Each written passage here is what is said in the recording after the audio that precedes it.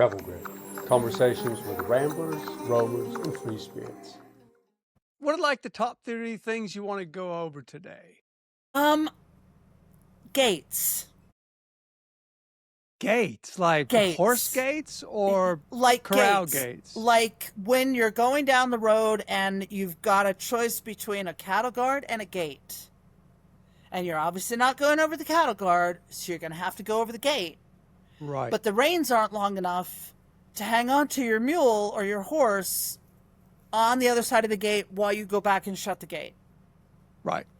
So, for some reason, that is my biggest stress right now, is how to go through a gate when you're driving. I really wish the Lost Sea Expedition full-length, feature-length movie was uploaded on YouTube, because it's uploaded now. It just has to get published. Okay. And I show exactly what I do.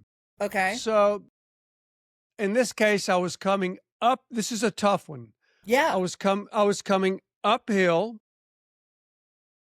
to a cattle guard with a gate next to it. We're obviously not going across the cattle guard. This is with Polly. And so what I did is I went up, as I came up the hill, I got a rock in my hand. I walked her up the hill. So you were walking next, okay. Yes, Yep. I led her up to the gate. And as soon as I got to the gate, I got to the fence next to the gate. Mm-hmm. I tied her off, and I ran back and I stuck the rock under the wheel to block the wagon. Now, I did have brakes at that point, but at that point, I had a busted brake. So also, the brake requires my foot being on it to be engaged. So you don't have a lock on your brake? Not that I know of. Yeah, so this is being built right now. Yeah, you know, on that type of wagon, you probably won't have what I would call a park brake. The Pioneer four-cart, and I'll get the answer in a second, but the Pioneer four-cart, the Pioneer wagon and the four-cart, which I use, has a little cam and a latch so you can push the brake pedal down, lock it. Okay. Well, mine was busted, so all you do is you put a rock behind it so it doesn't slide back. Okay. Not something you carry. And then I tied Polly off to the fence and got out, and I just looked at everything. Just scope it out. Okay. But you're tied off, you're safe. And then what I did is I knew the gate would work, but she couldn't pull the wagon through the gate. It was too narrow. It was a wire gate. Right. This is why it's in the documentary, because it's the perfect, horrible. No, I remember when I was on the long ride, all these things I went, and I was like, how am I going to do that with the wagon? Yeah. So I get her up to the gate. I've got her tied off, and I'm like, okay, I've got my plan. I'm going to have her pull the wagon up right to the cattle guard, because she can't pull it across, but I'm going to stop her there, and I'm going to unhook her, and then I'm going to walk her through the gate. Yep. Which is too narrow to get the wagon through. It wasn't too narrow, but it was on a steep slope. Yeah. Couldn't get the wagon through it. We're going to walk her through the gate, take her on the other side of the gate, tie her up somewhere. And then, so everything is stable. It's a little bit like you just stabilize everything. Yeah. Stabilize the horses first, then the wagon.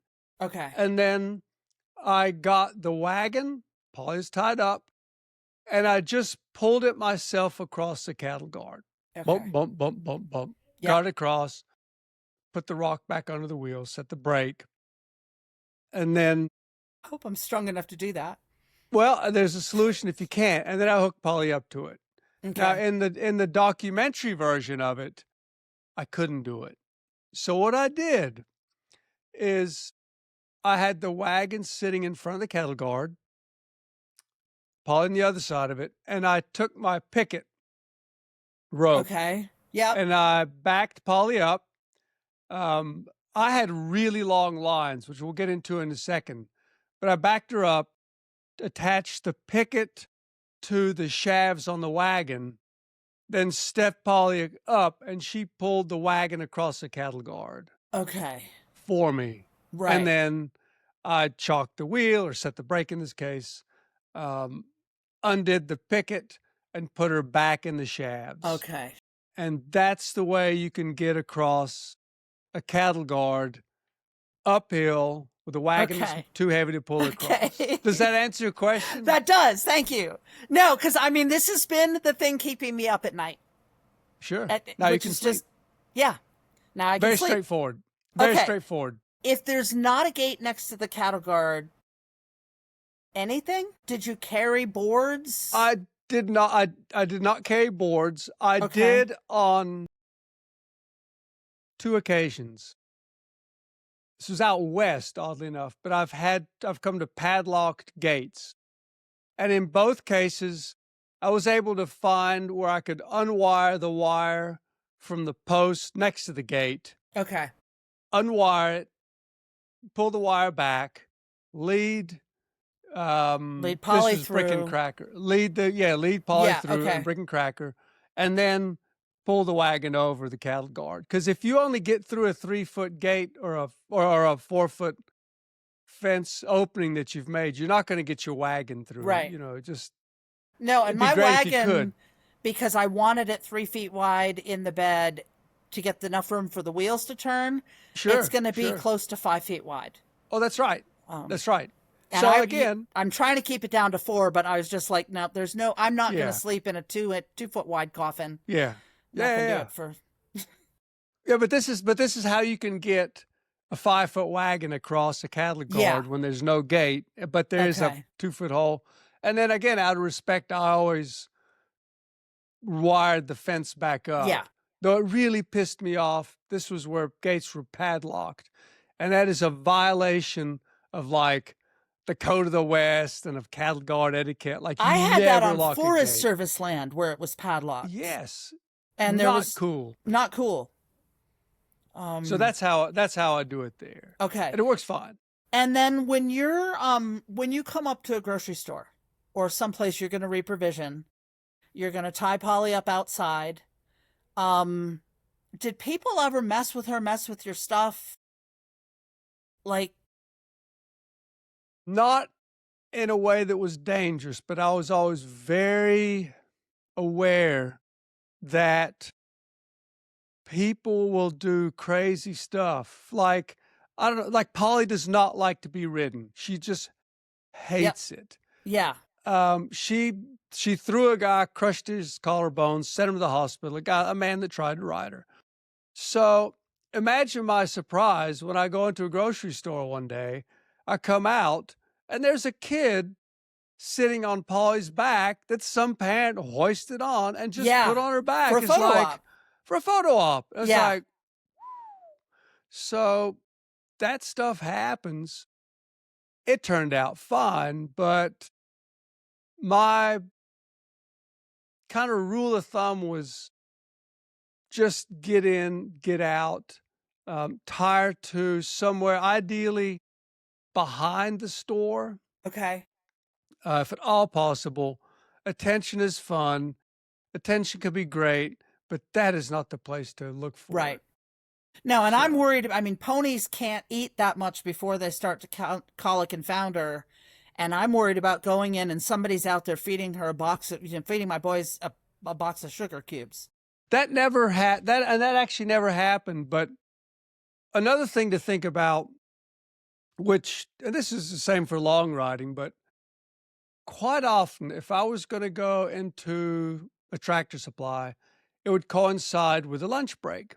Mm-hmm. So what I would do is I would take the wagon, get it behind the store, go try to find a tree, a little bit of grass, take her out of the harness. I unharnessed her, every time I pulled her out. Okay. Just let her eat. And so that way, going into the store was a lunch break, if that makes sense. Yeah, and she could eat. For her. Yeah. For her, and she could eat. So, did you use a check rein? I did not use a check rein. Okay. So, yeah, and so again, the check rein is so like a short line that kind of keeps their head up. Keeps their head up. So if they run, they can't tuck their chin onto their chest and run away with the. But it also seems to keep them from being able to graze the bar ditch. That's the problem, and I think it's. Okay. I think the problem with a check rein, and a lot of these gadgets are, a horse needs to move as freely and as comfortably as possible.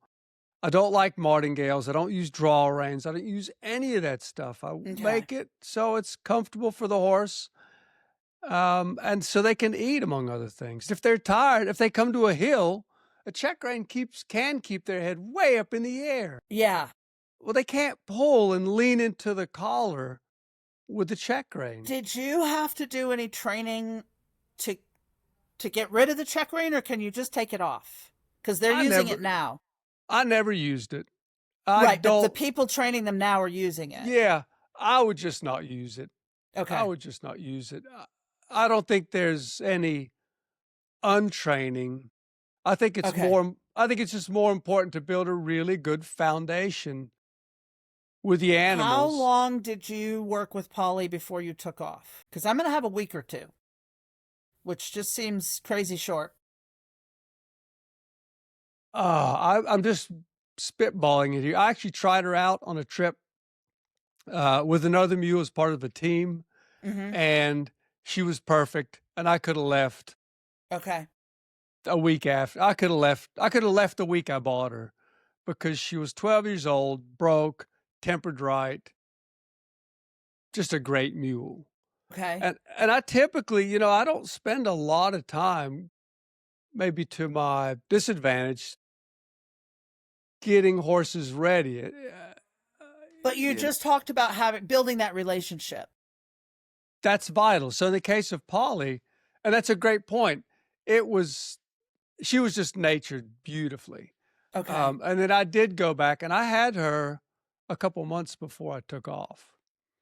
But in the past, I would leave quicker without having the relationship. And physically, I could do it, but there was a lot more reflexive rodeo riding, Right. all the stuff you want to avoid. Yeah. Which I would do differently now. I would do it differently. I would spend a little more time.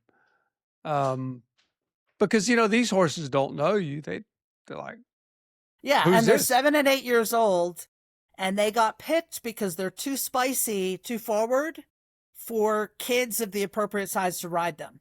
Sure. Which they're could like be perfect for you. Yeah, I think it's going to be perfect for me. But I've watched video of them 11 miles an hour trotting down the road, these tiny little ponies literally chomping at the bit like they just want to eat that road. And so with little kids, that's not what you want. Not what you want. But for going 10, 15 miles a day down the road might be kind of perfect. Works. Right. Yeah. So you've got they're in work now. They'll be in work the second week of March, so they'll have a 2 or 3 weeks of work before I get there, and then a week or two after I get there with me doing it. I still need to teach them how to tether. So what are the specific skills a driving horse needs before I take off? Like tethering is one of if we can't tether, we can't go. Right. So as far as driving, obviously they need to be pretty road reliable, if not perfectly, road. Nothing's ever road safe, but it sounds like that's under control. Yeah. It sounds like they've been out on the road, they're working. But they've been pulling a little 2-wheel cart, and I'm going to have them in a 9.5-foot covered wagon. Yeah. So the first thing I would do is work them or spend time with them, obviously, as much time. And you're going to be there, so you're going to be pretty much living I'm with them. hoping she'll give me a stall, and I can put a cot in the stall, and the 2 of them and my dog, the 4 of us in the stall, that's where we sleep. So I'm just with them 24/7. That'd be the best thing to start. See, the best thing to start. Yeah. Everything else is technical, but if you can just start spending the time with them, that's the foundation, under that house of this voyage. Yeah. And then on the technical side with wagons, and then we'll get to the other stuff that is more long ridey stuff.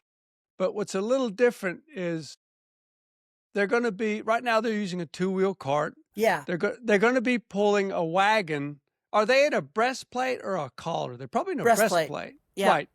Because they're just tiny. That's all they make. Yeah. Yeah. So I assume you're going to work them in a breastplate on the trip. Yeah, I have not found a collar that's small enough for ponies. Right. So the breast collar is just my one option. Yeah. So. And it's biothane? Yeah. No, that sounds perfect. Yeah. The thing to realize is when you go from a 2-wheel cart to a wagon, your weight goes up. So first of all, you're going to be doing more distance than they're used to, and they're going to be pulling considerably more weight. So the bearing surface, like on the breastplate, right? There's two things going on. There's pressure of them leaning into it, or they're in effect pushing it with the shoulders, right? And also wear of that collar just moving back and forth. So a couple things to keep in mind. The number one, I guess, tech hack that I use is I like to take a little bit of Shoshin, cowboy magic, just silicone. Yeah. Whatever. Put that under where the breastplates are going to go. Just smear it all over so that slides. And this is no different. You've ridden 5,000 miles. You understand this rubbing of a pad. Yeah. Same thing.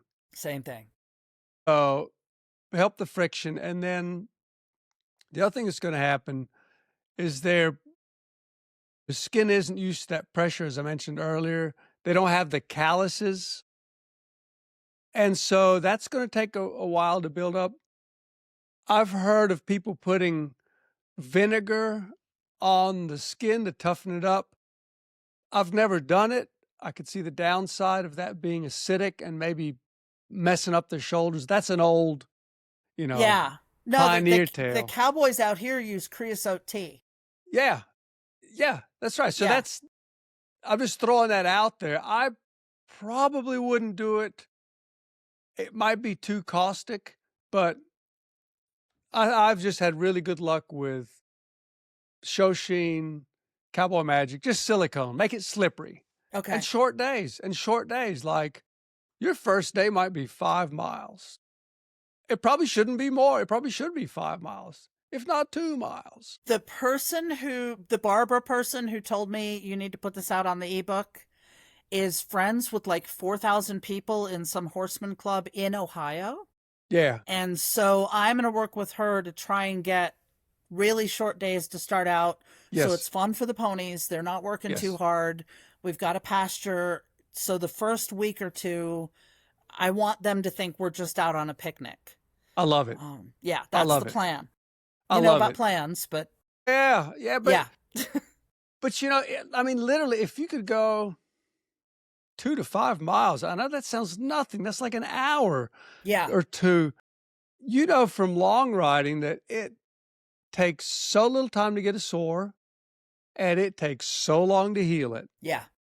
And the temptation in those early days is like, if we can go another hour, go another 2 hours, right. We all need to work on that. How much time did you spend trotting versus walking? Very little. I in the morning, when I first hooked Polly up, she wanted to go. She wanted to go. And instead of pulling on the lines and fighting with her, being in her mouth, I just let her trot. Yeah. The only, I guess, tweak on that is the way I let her do it. I harnessed her up, hooked her up, had her stand in the shafts. Most important gait is hoe. And then I asked her, okay, let's step up and let's walk a little bit, and just have her walk and just get her in that habit of hoe, walk, and then we might get to trot. But otherwise, you're with a team. Yeah. If you hook them up and they know they can trot, it's not going to end well. Okay. Like, hook them up and stand. And some days you might need to stand 10, 15 minutes, loose reins, hit the brake. It'll go bam, and they'll think, oh, here we go. No, just stand. Might be all you do. I have never seen these ponies standing in harness. Yeah. So they seem to really want to go. Yeah, which is great. But if you've got two animals, horses, mules that are ready to go, and you're on the ground trying to get into them, ask Angela Wood what happens. She got run over by her own wagon because the horses took off with her. Yeah. This is Nashville, North Carolina. And Angela Wood is a fantastic teamster. But God, I would really, and I've got friends who will hitch them up and let them go. And they're the ones that have trouble. Okay. So that's something to work on. That's just conditioning. And I've got a corgi along too. I don't know how I'm gonna get him in the. I mean, he's small. I mean, everything's small, but like they can't take off without him. Yeah. And I don't want him getting run over. Right. And it might be a great time for you to make like a pre-flight thing. Mm-hmm. You're harnessed. You're gonna stand. We're gonna hook you up. Corgi's loaded up. Yeah. And we're just gonna sit, and it's gonna be tough for them. Maybe the standing comes at the end of the day after they've worked a little bit, just to condition them that you can stand in these shafts. And then how much voice? Oh, just to get to the trotting real quick. Yeah. And then once that's, you kind of have your pre-flight and they're walking as well as they can because they're going to be excited. Mm-hmm.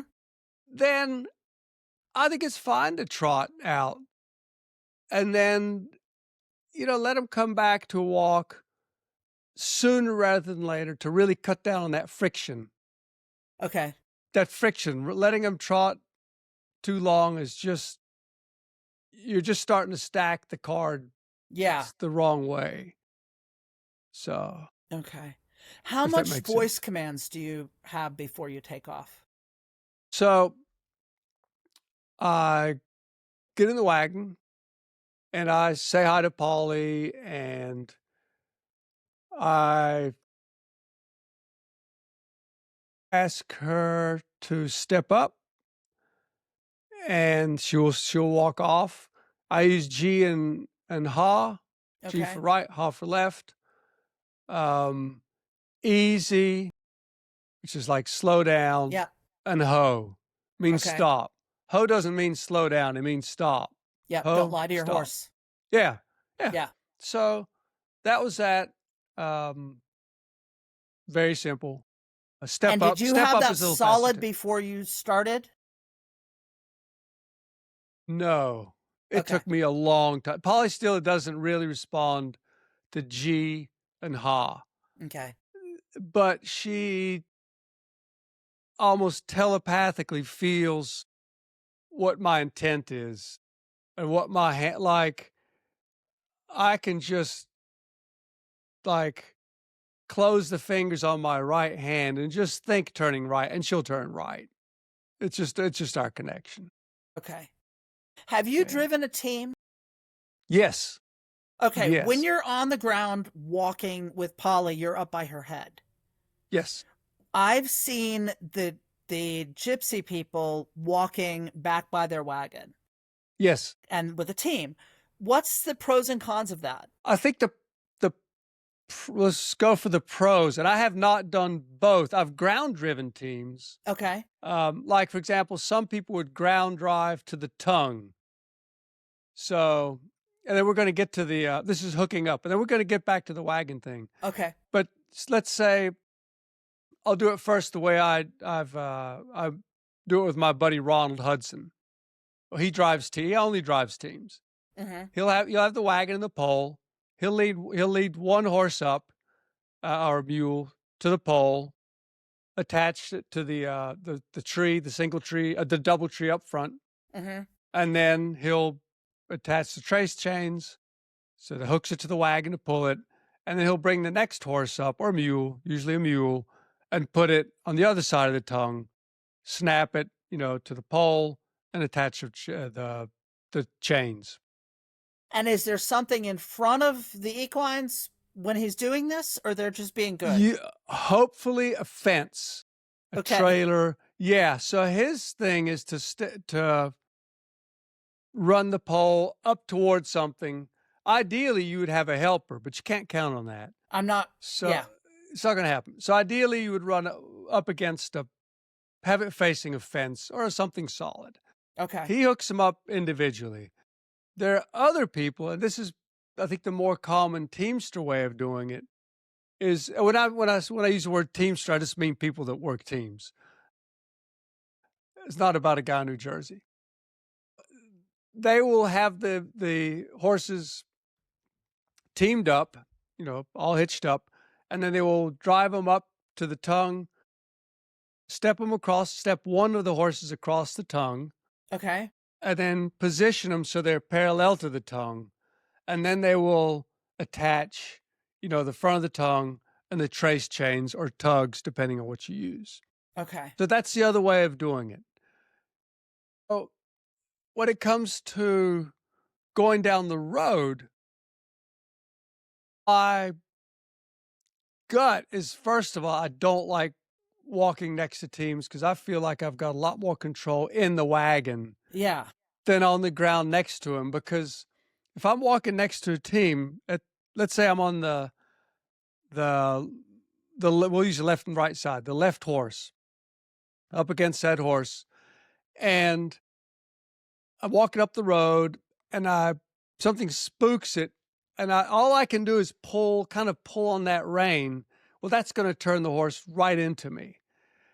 You can't walk all day reaching across and holding the bridle of the horse away from you. Yeah, it's just really not practical. So that's one of the reasons I don't like to do it. But as far as being up at their heads, I do think it gives them a better sense of connection to you. Mm-hmm. Like it's the three of us. Right. It's like it's us three. Here we are. I'm with you. Yeah, I'm with you. Yeah. And I like that bond better, that dynamic better if I had to do it than being back at their hindquarters. This could all completely change if I spent more time working, with the Amish. They probably have very good reasons for doing it. But that's my opinion on something I've done very little of.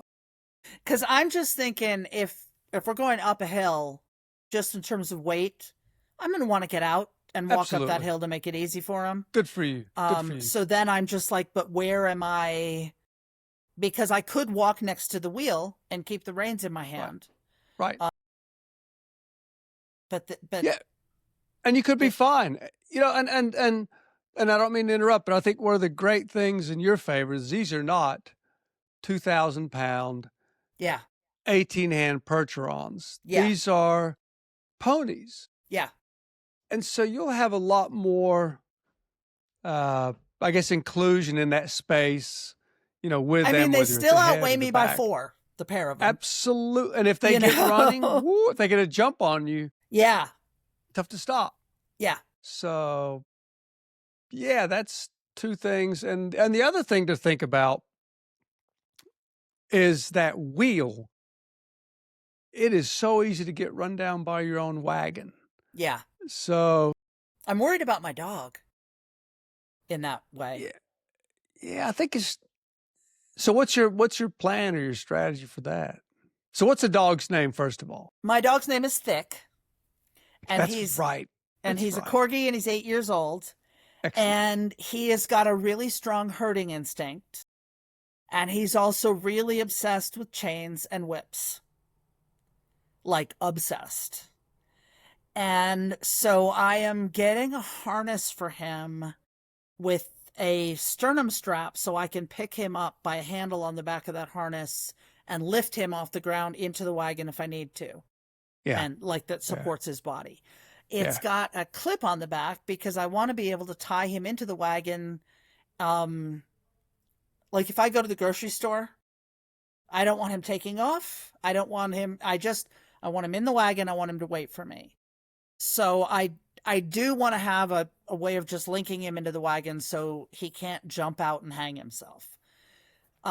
There's also a thing that the mountain bikers do where there's a stick that goes out to the side with a leash on the end of the stick that he can run alongside if we're walking, on a leash, but because of the stick, he can't get underneath the wagon.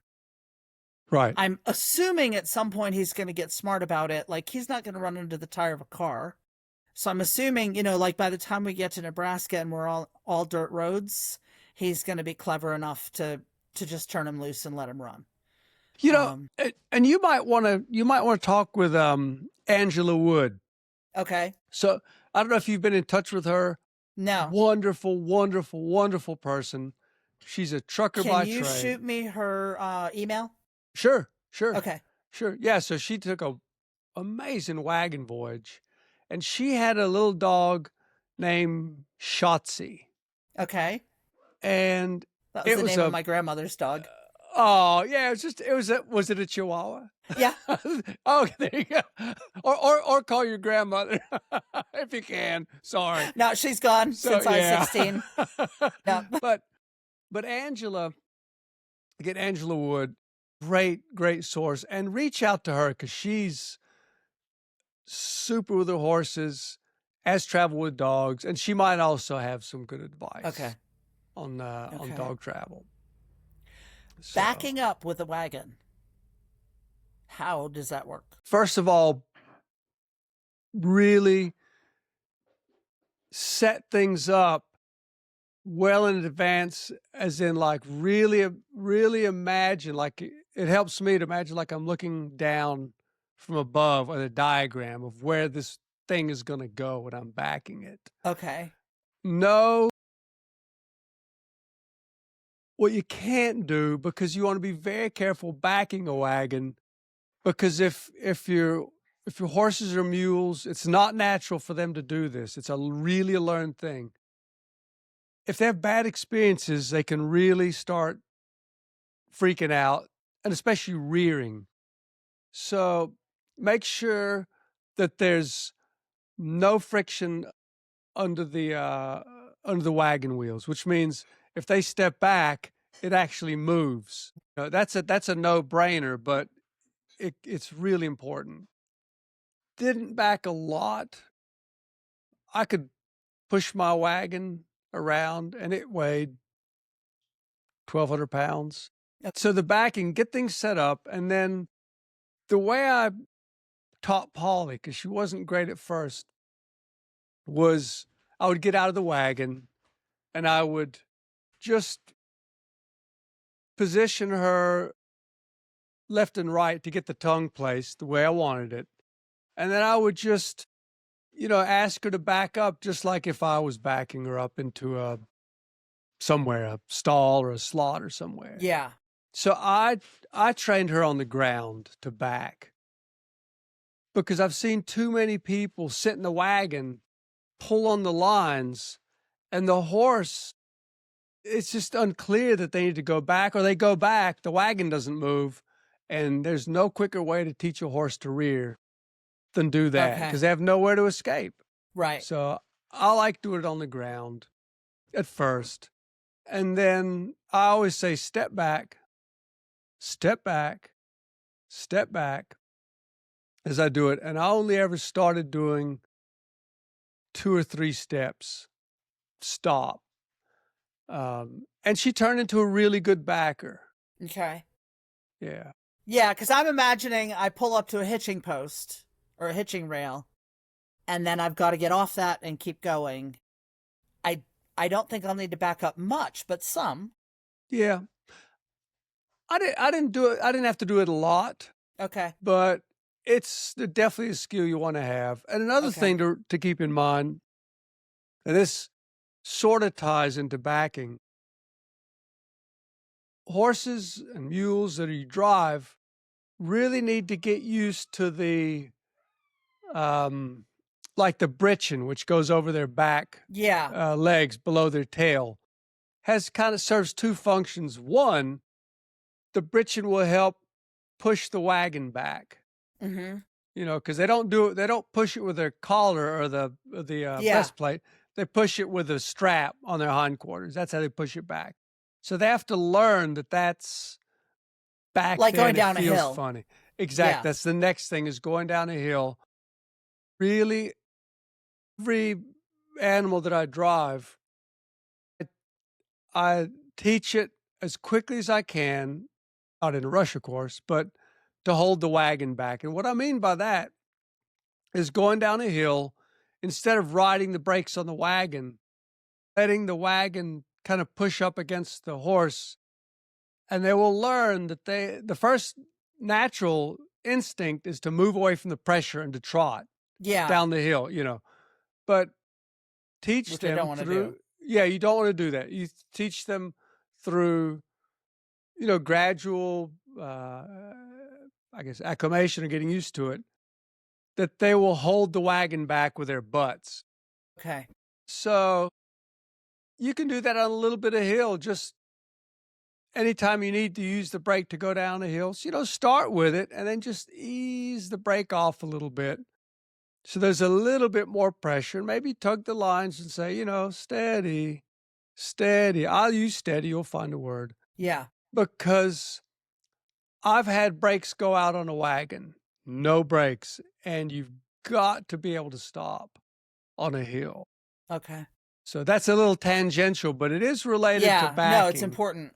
Yeah. Very important. And it's related to backing. It's that pressure, knowing how to push back on the britching, but accept pressure and not move away from it going down a hill. Does that make sense? Yeah.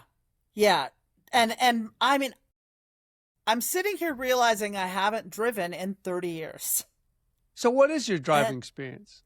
So when I was a little kid, 11, 12 years old, I drove my pony to church. She was probably ridiculously undertrained, but that didn't really occur to me. So were you?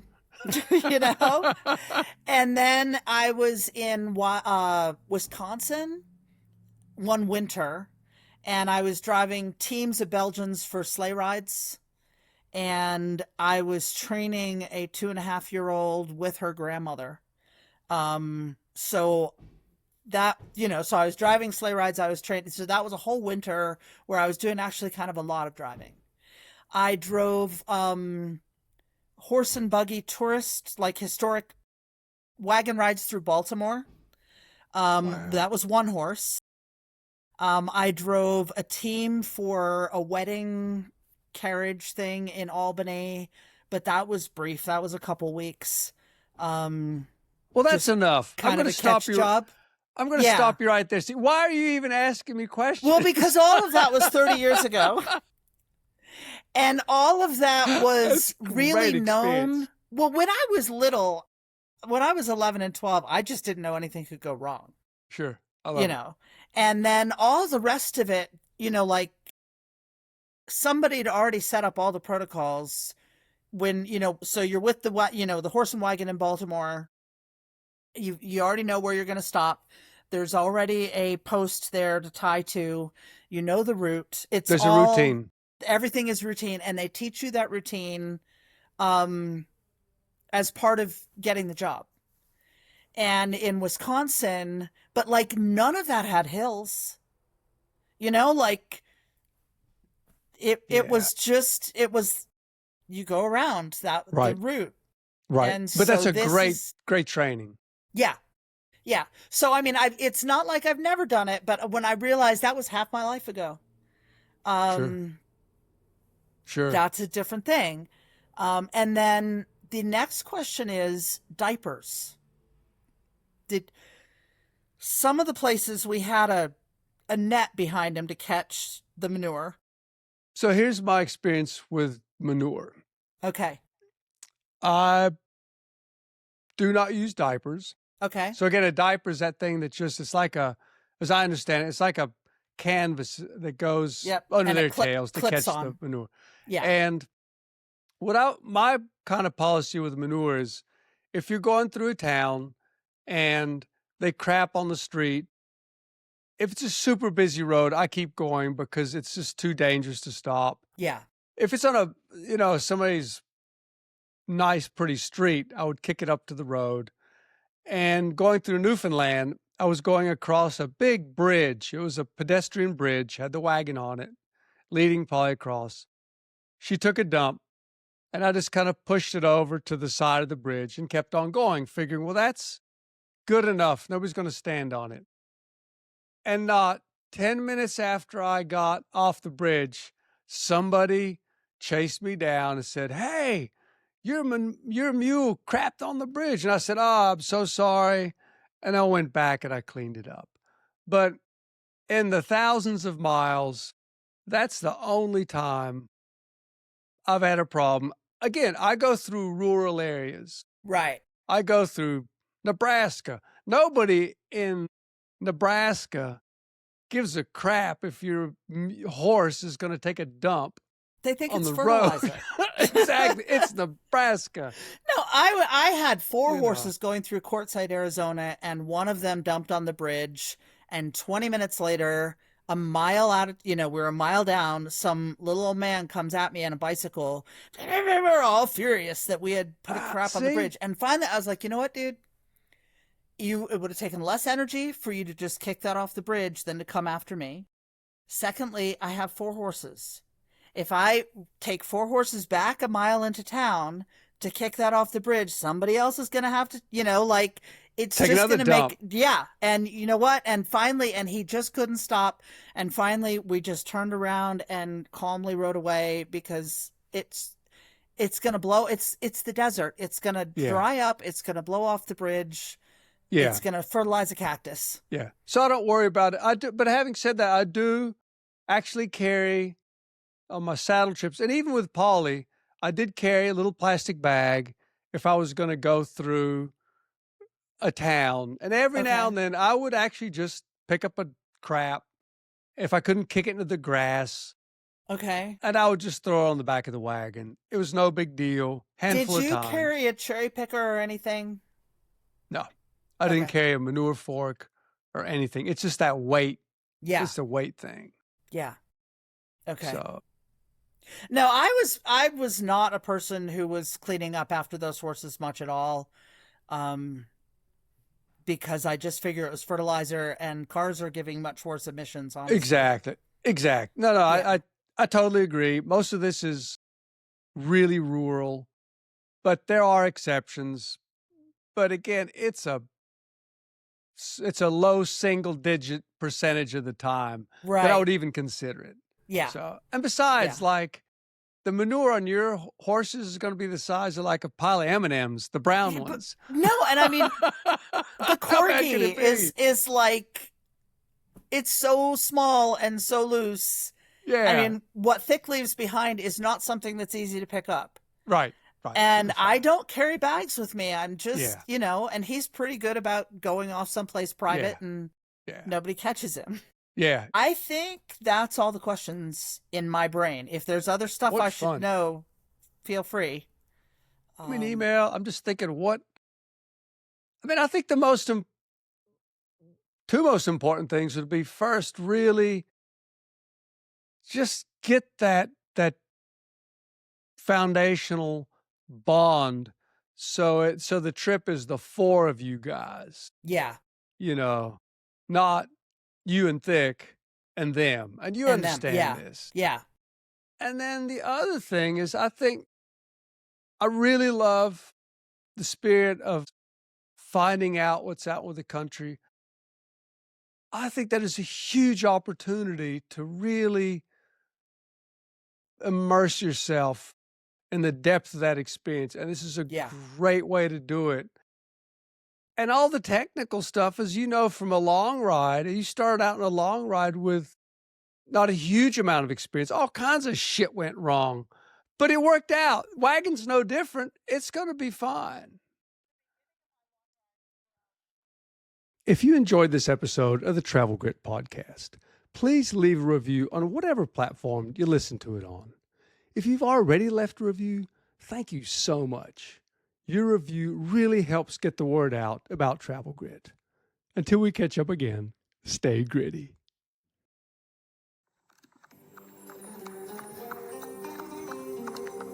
Travel Grit. Conversations with ramblers, roamers, and free spirits.